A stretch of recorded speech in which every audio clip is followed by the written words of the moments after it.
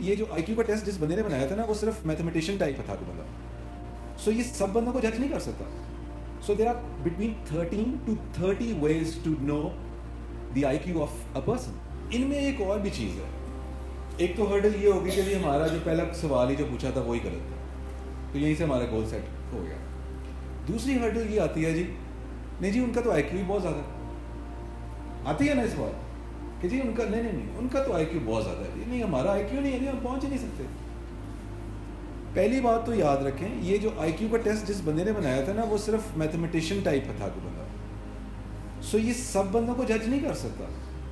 So there are between 13 to 30 ways to know the IQ of a person.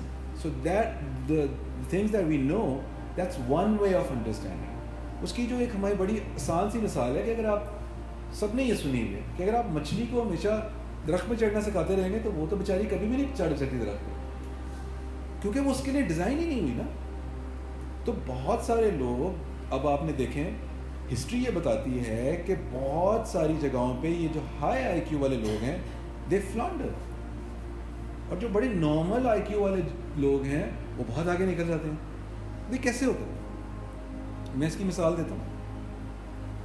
اکثر یہ ہوتا ہے, یہ ریسرچ کی باتیں میں ساری بتا رہا ہوں, کہ جو بچے اپنی کلاس میں 90+ نمبر لیتے ہیں, میڈلز لیتے ہیں, اس کے بعد آگے جاتے ہیں, پوزیشنز لیتے ہیں, ہوتے ہوتے ہوتے ہوتے جاتے جاتے کسی اچھی نوکری پہ لگ جاتے ہیں, CSS کر لیتے ہیں, یہی گولز ہوتے ہیں نا جی. یہ اس کے بعد وہ ہوتے ہوتے وہ کسی جاب پہ لگتے ہیں, بس رک گئے.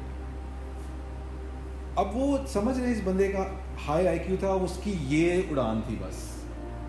ایک بڑا نارمل سا بندہ تھا جس کی آئی کیو تھی جو شاید لوگ کہتے تھے یہ پڑھا لکھا بھی نہیں ہے. کسی نے ایدی صاحب کا نام سنا؟ اس کو دیکھ کے ان کو کیا لگتا تھا کہ فقیر ہے نا, تو ہمیں لگتا ہوگا کہ اس کا تو 0 آئی کیو ہی ہونا ہے, اس کا کیا آئی کیو ہے.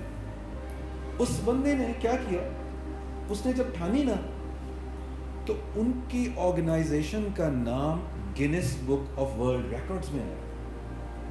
تو یہ کمپیریزن ہے ایک ہائی آئی کیو والے کا اور ایک لو آئی کیو والے کا.